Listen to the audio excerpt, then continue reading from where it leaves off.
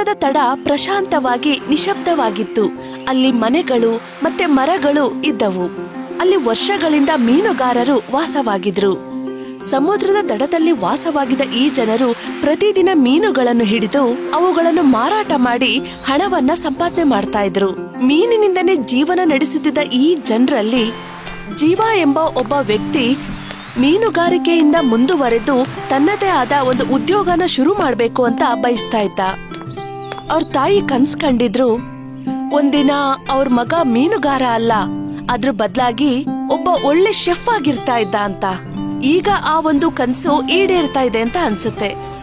ಅರೆ ತಾಯಿ ಮಾಯಿ ಅಕ್ಕ, ಬನ್ನಿ ಇಲ್ಲಿ ನನ್ನ ಅಂಗಡಿ ಪಕ್ಕ. ಅಯ್ಯೋ ಅಷ್ಟೊಂದು ಯೋಚನೆ ಮಾಡ್ಬೇಡಿ, ಬನ್ನಿ ನನ್ನ ಟೀನ ಸ್ವಾದನ ಸ್ವಲ್ಪ ಕುಡಿದ್ಬಿಟ್ಟು ಹೇಳಿ. ಟೀ ಮತ್ತು ಬಿಸ್ಕೆಟ್ ಮಾರುವಂತಹ ಅಂಗಡಿ ಇದು ಜೀವನ ಒಂದು ಕನಸಿನ ಗೂಡಾಗಿತ್ತು. ಆದ್ರೆ ಅವನು ಅಷ್ಟು ಕಷ್ಟಪಟ್ಟು ಕೆಲಸ ಮಾಡಿದ್ರು ಕೂಡ ಅವನ್ ಅನ್ಕೊಂಡ ಹಾಗೆ ಅವನಿಗೆ ಅದರಲ್ಲಿ ಸಫಲತೆ ಸಿಗ್ಲಿಲ್ಲ. ಹಣ ಏನೋ ಸಿಗ್ತಾ ಇತ್ತು, ಆದ್ರೆ ಅವನು ಅನ್ಕೊಂಡಿದ್ದಂತಹ ಹೆಸರು ಮತ್ತೆ ಗುರುತು ಅವನಿಗೆ ಸಿಗ್ತಾ ಇರ್ಲಿಲ್ಲ. ಅದರಿಂದ ನಿರಾಶೆಗೊಂಡ ಜೀವ ಈ ಬಿಸ್ನೆಸ್ನು ಕೂಡ ಅಲ್ಲಿಗೆ ನಿಲ್ಲಿಸ್ತಾ. ಈಗ ನಾನು ಏನ್ ಮಾಡ್ಲಿ? ನಾನು ಅನ್ಕೊಂಡಿದ್ದೆ ನಮ್ಮ ತಾಯಿ ಹಾಗೆ ನಾನು ಏನಾದ್ರೂ ಒಳ್ಳೇದ್ ಕೆಲಸ ಮಾಡ್ತೀನಿ ಅಂತ. ಅವ್ರ ರೆಸಿಪೀಸ್ನ ಜನಕ್ಕೆ ತಲುಪಿಸ್ಬೋದು ಅನ್ಕೊಂಡಿದ್ದೆ. ಆದ್ರೆ ನನ್ನ ಎಲ್ಲಾ ಬಿಸ್ನೆಸ್ ನಿಂತೋಯ್ತಲ್ಲ. ಈಗ ನಾನು ನಮ್ಮ ತಾಯಿಯ ಕನ್ಸನ್ನ ಹೇಗ್ ನನ್ಸ್ ಮಾಡ್ಲಿ? ನನ್ನಂತ ಮಗ ಯಾರಿಗೂ ಇರಬಾರ್ದು. ನನ್ನ ಕ್ಷಮಿಸ್ಬಿಡು ಅಮ್ಮ, ನನ್ನ ಕ್ಷಮಿಸ್ಬಿಡು.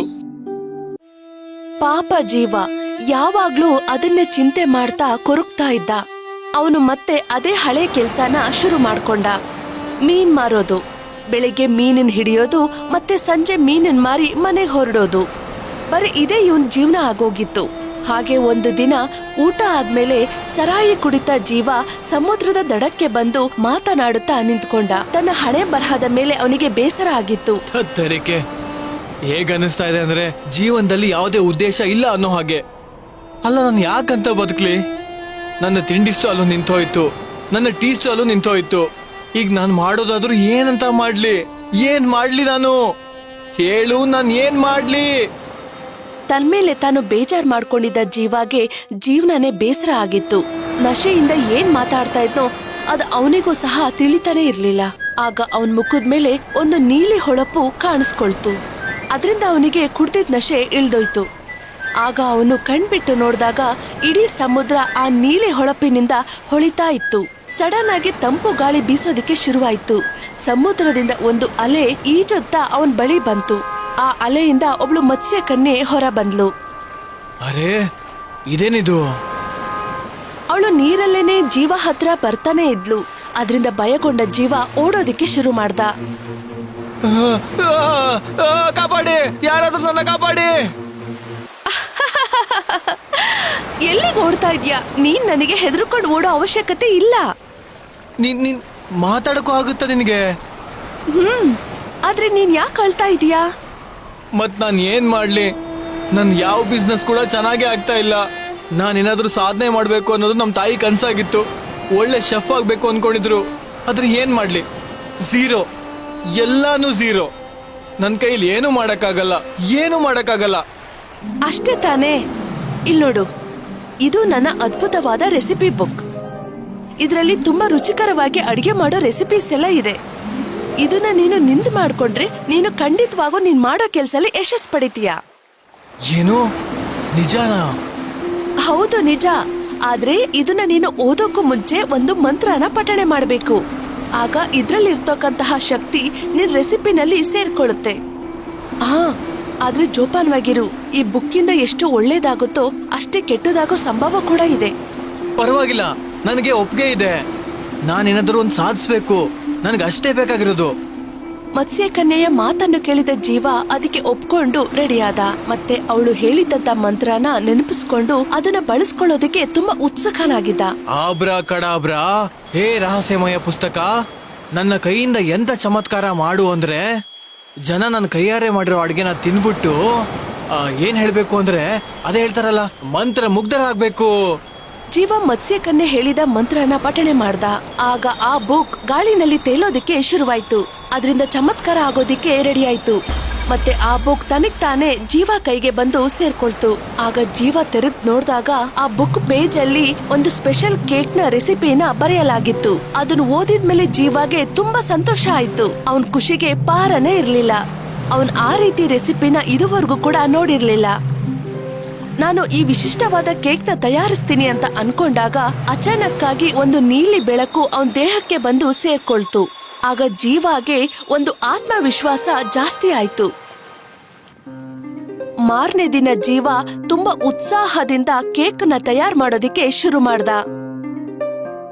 ಇಲ್ಲಿದೆ ಕೇಕ್ ನ ಬೇಸ್, ಮತ್ತಿಲ್ಲಿದೆ ಸಮುದ್ರದ ಉಪ್ಪಿನ ಮಾಡಿರುವಂತ ಕ್ಯಾರಮಲ್ ಸಿರಪ್, ಎಳ್ನೀರು ಮತ್ತೆ ಗುಲಾಬಿಯಿಂದ ಮಾಡಿರುವಂತ ಈ ಐಟಮು, ಚಾಕ್ಲೇಟ್ ನ ಗೋಲಾ, ಹಾಗೆ ಇದರಲ್ಲಿ ಸಮುದ್ರದ ನಿಂಬೆ ರುಚಿ ತುಂಬಾ ಚೆನ್ನಾಗಿ ಗೊತ್ತಾಗುತ್ತೆ. ಮತ್ತೆ ಮೇಲಿಂದ 2 ಚಾಕ್ಲೇಟ್ ಚಿಪ್ಸ್ ನ ಕಣ್ಣು, ಸೇಮ್ ಏಡಿ ತರನೇ. ಇಲ್ಲಿ ನೋಡಿ, ಆಗೋಯ್ತು ನಾನು ತಯಾರು ಮಾಡಿರುವಂತ ಕ್ರಾಬ್ ನ ಕೇಕ್. ವಾಹ್, ಜೀವನ ಹೊಸ ಏಡಿಯಿಂದ ತಯಾರು ಮಾಡಿದ ಕೇಕ್ ರೆಡಿ ಆಗಿತ್ತು. ಅವನು ಅದರಿಂದ ತನ್ನ ಹೊಸ ಕೇಕ್ ಸ್ಟಾಲ್ ನು ಕೂಡ ಶುರು ಮಾಡ್ದ. ಆದ್ರೂ ಅವನ್ ಮನ್ಸಲ್ಲಿ ಒಂದ್ ಸ್ವಲ್ಪ ಭಯ ಇತ್ತು. ಒಂದ್ ವೇಳೆ ಈ ಬಿಸ್ನೆಸ್ ಕೂಡ ಏನಾದ್ರೂ ಹಾಳಾಗ್ಬಿಟ್ರೆ ನಾನು ಪೂರ್ತಿಯಾಗಿ ಮುಳುಗೋಗ್ತೀನಿ ಅನ್ನೋ ಭಯ ಕಾಡ್ತಾ ಇತ್ತು. ಆದ್ರೆ ಒಂದ್ ಮಾತಿದೆ ಅಲ್ವಾ, ಯಾರು ಕಷ್ಟಪಟ್ಟು ದುಡಿತಾರೋ ಅವ್ರ ಜೊತೆ ಭಗವಂತ ಯಾವಾಗ್ಲೂ ಇರ್ತಾನೆ ಅಂತ. ಅದೇ ರೀತಿ ಜೀವಾಗೂ ಕೂಡ ಈಗ ಆಯ್ತು.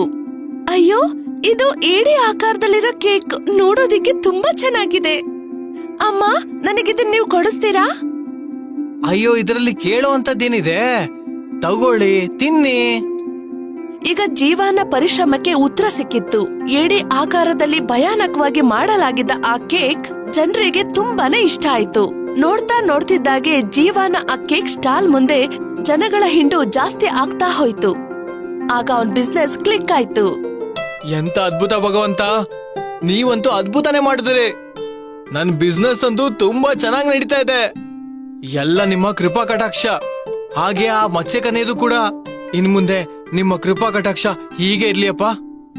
ಈಗ ಜೀವ ಚಿಂತೆಯಿಂದ ಮುಕ್ತನಾಗಿದ್ದ. ಎಲ್ಲ ಸರಿಯಾಗಿ ನಡೀತಾ ಇತ್ತು. ಆದ್ರೆ ಸಡನ್ ಆಗಿ ಎಲ್ಲ ಬದಲಾಗೋದಿಕ್ಕೆ ಶುರುವಾಯ್ತು. ಜೀವ ಸ್ಟಾಲ್ ಮುಂದೆ ಬರ್ತಾ ಇದ್ದ ಜನಗಳ ಸಂಖ್ಯೆ ಏನೋ ಜಾಸ್ತಿ ಆಗ್ತಾನೆ ಹೋಯ್ತು. ಆದ್ರೆ ಜೀವಾಗೆ ಇನ್ನೂ ಏನೋ ವಿಚಿತ್ರ ಅಂತ ಅನ್ಸೋದಕ್ಕೆ ಶುರುವಾಯ್ತು. ಅವನು ಯೋಚಿಸ್ತಿದ್ದ, ಜನರು ಬರೀ ಕೇಕ್ ತಿನ್ನೋದಿಕ್ಕೆ ಮಾತ್ರ ಉತ್ಸುಕರಾಗಿದ್ದಾರೆ ಅಂತ. ಅವನ ಅಂಗಡಿನಲ್ಲಿ ಬೇರೆ ಯಾವ ವಸ್ತುನು ಖಾಲಿ ಆಗ್ತಾನೆ ಇರ್ಲಿಲ್ಲ. ಎಲ್ರಿಗೂ ಅದೇ ಕೇಕ್ ಬೇಕಾಗಿತ್ತು. ಜೀವ ಮಾಡಿದ ಬೇರೆ ಕೇಕ್ಗಳು ಕಸದ ಬುಟ್ಟಿ ಸೇರ್ತಾ ಇದ್ವು. ಇರಿ ಇರಿ, ನಿಂತ್ಕೊಳ್ಳಿ, ನಾನು ಆದಷ್ಟು ಬೇಗ ಹೋಗಿ ಕೇಕ್ ಮಾಡ್ಕೊಂಡ್ ಬರ್ತೀನಿ. ಆದ್ರೆ ನೀವೆಲ್ಲ ಸಮಾಧಾನ ಮಾಡ್ಕೋಬೇಕಷ್ಟೇ. ಅರೆ ಜೀವಣ್ಣ, ಇಲ್ಲಿ ಏನಾಗ್ತಾ ಇದೆ? ಈ ಎಲ್ಲಾ ಜನ ಹುಚ್ಚರ ತರ ಯಾಕೆ ಆಡ್ತಾ ಇದಾರೆ? ಮತ್ತೆ ಆ ಏಡಿ ಕೇಕ್ ಅಲ್ಲಿ ಅಂತದ್ದೇನಿದೆ? ಜನಕ್ಕದು ಅಷ್ಟೊಂದು ಇಷ್ಟ ಆಗ್ತಿದ್ಯಾ? ಟೀನೋ ಹೇಳಿದ ಮಾತು ಜೀವಾಗೆ ಯೋಚನೆ ಮಾಡೋ ರೀತಿ ಆಯ್ತು. ಆದ್ರೆ ಅಲ್ಲಿ ಆಗ್ತಾ ಇದ್ದಿದ್ದಾದ್ರೂ ಏನು? ಅವ್ನ್ ನೋಡ್ತಾ ಇದ್ದ, ಅಲ್ಲಿ ನಿಂತಿದ್ದ ಜನಗಳಲ್ಲಿ ಯಾವುದೇ ರೀತಿ ಸಂತೋಷ ಕಾಣಿಸ್ತಾ ಇರ್ಲಿಲ್ಲ. ಜನಗಳು ಯಾಕೋ ಬೇಜಾರಲ್ಲಿದ್ದ ಹಾಗೆ ಅನಿಸ್ತಾ ಇತ್ತು. ಅದನ್ನ ನೋಡಿದ ಜೀವಾಗೆ ತುಂಬಾನೇ ಗಾಬರಿ ಆಯ್ತು. ಅವನಿಗೇನು ಅರ್ಥ ಆಗ್ಲೇ ಇಲ್ಲ. ಟೀನೋ ಸಹಾಯದಿಂದ ಜನಗಳನ್ನೇನೋ ಅವನು ಸ್ವಲ್ಪ ಶಾಂತಿಗೊಳಿಸ್ತಾ. ಆದ್ರೆ ಜೀವಾಗ ಅನ್ನಿಸ್ತಾ ಇದ್ದಿದ್ದು, ಈ ರಹಸ್ಯನ ನಾನು ಹೇಗಾದ್ರೂ ಮಾಡಿ ಕಂಡು ಹಿಡಿಲೇಬೇಕು ಅಂತ. ಅವನಿಗೆ ತುಂಬಾ ಅನ್ನಿಸ್ತಾ ಇತ್ತು, ಈ ರಹಸ್ಯದ ಹಿಂದೆ ಆ ಮತ್ಸ್ಯ ಕನ್ಯೆ ಏನಾದ್ರೂ ಇರಬಹುದಾ ಅಂತ. ಆಗ ಸಮುದ್ರದ ತಡಕ್ಕೆ ಬಂದ. ಸಮುದ್ರದ ಹತ್ರ ಮಾತಾಡ್ತಾ ಹೇಳ್ದ, ಇದೆಲ್ಲ ಮಾಡಿದ್ದು ನೀನೇ ತಾನೇ? ನನಗೆ ಗೊತ್ತು ಇದೆಲ್ಲದ್ರ ಹಿಂದೆ ನೀನೇ ಇರೋದು ಅಂತ. ಅದಕ್ಕೆ ಮುಂದೆ ಬಂದ್ಬಿಡು. ಕರೆಕ್ಟಾಗಿ ಹೇಳು, ಆ ರೆಸಿಪಿಯಲ್ಲಿ ಏನ್ ಸೇರಿಸಿದ್ಯಾ ಅಂತ ಹೇಳು. ಉತ್ತರ ಕೊಡು ನನಗೆ. ಆಗ ಸಡನ್ ಆಗಿ ತಂಪಾದ ಗಾಳಿ ಬೀಸೋದಕ್ಕೆ ಶುರುವಾಯ್ತು. ಸಮುದ್ರದ ಅಲೆಗಳು ತುಂಬಾ ಜೋರಾಗಿ ಬೀಸ್ತಾ ಇತ್ತು. ಮತ್ ಅದೇ ಅಲೆಯಿಂದ ಮತ್ಸ್ಯ ಕನ್ಯೆ ಎದ್ದು ಬಂದ್ಲು. ಏನಾಯ್ತು? ಯಾಕೆ ಇಷ್ಟೊಂದು ಕೂಗಾಡ್ತಾ ಇದೀಯಾ? ನೀನ್ ಆ ಪುಸ್ತಕ ಮತ್ತೆ ರೆಸಿಪಿಯಿಂದ ಏನ್ ಮಾಡ್ದೆ? ಜನ ಒಳ್ಳೆ ಹುಚ್ಚರ ತರ ವ್ಯವಹಾರ ಮಾಡ್ತಾ ಇದಾರೆ. ಅವ್ರನ್ನ ಸಂಭಾಳಿಸಕ್ಕೆ ನನ್ನ ಕೈಲಂತೂ ಆಗ್ತಾನೆ ಇಲ್ಲ. ಹಾಗಾದ್ರೆ ನಿನ್ಗೇನು ಅರ್ಥ ಆಗಿಲ್ವಾ ಅವ್ರಿಗೆ ಏನಾಗಿದೆ ಅಂತ? ಏನಾಗಿದೆ? ನೀನಂತೂ ತುಂಬಾನೇ ಮುಗ್ಧ ಇದೀಯಾ. ಸರಿ, ನಾನೀಗ ನಿನಗೆ ಆ ರಹಸ್ಯನ ಹೇಳ್ತೀನಿ. ಅದು ಒಂದು ಜಾದು ಪುಸ್ತಕ ಆಗಿರ್ಲಿಲ್ಲ, ಅದೇ ಬ್ಲಾಕ್ ಮ್ಯಾಜಿಕ್ ಪುಸ್ತಕ ಆಗಿತ್ತು. ಏನು? Black magic?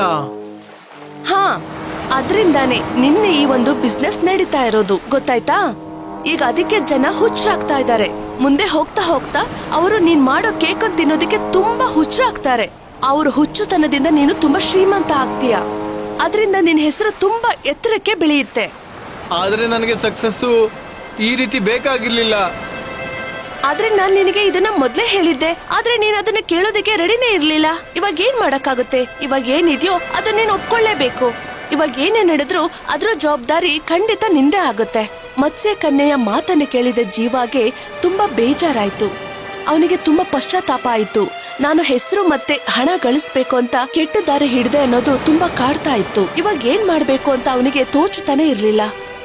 ಅಯ್ಯೋ ಭಗವಂತ, ಇದೇನಾಗೋಯ್ತು? ನಾನ್ ನಮ್ ತಾಯಿ ಕನ್ಸನ್ನ ನೆರವೇರಿಸ್ಬೇಕು ಅನ್ಕೊಂಡಿದ್ದೆ ಅಷ್ಟೇ. ಆದ್ರೆ ಈ ಬ್ಲ್ಯಾಕ್ ಪುಸ್ತಕದ ಬ್ಲ್ಯಾಕ್ ಮ್ಯಾಜಿಕ್ ನನ್ನ ಎಲ್ ತಂದ್ ಸಿಕ್ಕಾಕ್ಸ್ಬಿಡ್ತು. ಈಗ ನಾನ್ ಏನ್ ಮಾಡ್ಲಿ? ಅಲ್ಲಿ ನಡೆದಿದ್ದ ಸ್ಥಿತಿಯಿಂದ ಜೀವ ತುಂಬಾನೇ ಹೈರಾಣಗೊಂಡಿದ್ದ. ಅವನಿಗೀಗ ಆದಷ್ಟು ಬೇಗ ಇದರಿಂದ ಹೊರಗಡೆ ಬರ್ಬೇಕು ಅಂತ ಅನ್ಸಿತ್ತು.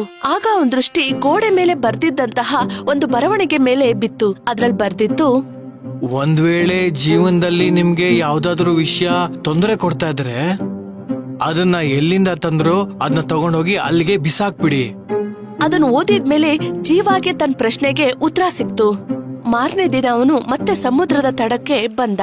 ಆದ್ರೆ ಈ ಸಲ ಅವನ ಕೈಯಲ್ಲಿ ಅದೇ ಬ್ಲ್ಯಾಕ್ ಮ್ಯಾಜಿಕ್ ಬುಕ್ ಅವನ ಕೈಯಲ್ಲಿತ್ತು. ನೀನು ಸರಿಯಾಗಿ ಹೇಳ್ದೆ, ತಪ್ಪೆಲ್ಲ ನಂದೆ. ನಾನು ದುರಾಸೆಗೆ ಬಿದ್ಬಿಟ್ಟು ಈ ಬ್ಲ್ಯಾಕ್ ಮ್ಯಾಜಿಕ್ ಪುಸ್ತಕದ ಸಹಾಯ ತಗೊಂಡೆ. ಯಾಕಂದ್ರೆ ನಾನು ನಮ್ಮ ತಾಯಿ ಕನ್ಸನ್ನ ನನ್ಸ್ ಮಾಡ್ಬೇಕಾಗಿತ್ತು. ಆದ್ರೆ ನಾನು ತಪ್ಪು ಮಾಡ್ಬಿಟ್ಟೆ. ನಮ್ಮ ಉದ್ದೇಶ ಎಷ್ಟೇ ಒಳ್ಳೇದಾಗಿದ್ರು ಕೂಡ ಹೋಗೋ ದಾರಿ ತಪ್ಪಾಗಿದ್ರೆ ಅದರಿಂದ ಏನು ಉಪಯೋಗ ಇರಲ್ಲ. ಅದಕ್ಕೆ ನಾನು ಇವತ್ತೇ ಈ ಪುಸ್ತಕನ ನಿನಗೆ ವಾಪಸ್ ಕೊಡ್ತಾ ಇದ್ದೀನಿ. ನನ್ನ ಬಿಸ್ನೆಸ್ ಚೆನ್ನಾಗಿ ನಡೀದೇ ಇರಲಿ, ಆದ್ರೆ ಅದಕ್ಕೋಸ್ಕರ ನಾನು ಜನರಿಗೆ ತೊಂದರೆ ಕೊಡಕ್ಕೆ ಇಷ್ಟಪಡಲ್ಲ. ಈಗ ಜೀವ ಸರಿಯಾದ ದಾರಿನ ಕಂಡ್ಕೊಂಡಿದ್ದ. ಆ ಬುಕ್ನ ಸಮುದ್ರಕ್ಕೆ ಬಿಸಾಕ್ತಾ ಮತ್ತೆ ತನ್ನ ಸ್ಟಾಲ್ನ ಶಾಶ್ವತವಾಗಿ ಮುಚ್ಚಾಕ್ತಾ ಮತ್ತೆ ಮೀನುಗಾರನಾಗಿ ಶ್ರದ್ಧೆಯಿಂದ ತನ್ನ ಕೆಲ್ಸನ ಮುಂದುವರಿಸ್ತಾ ಅವನ ಕೆಲ್ಸದಲ್ಲಿ ಅವನು ಖುಷಿ ಪಡ್ತಾ ಇದ್ದ.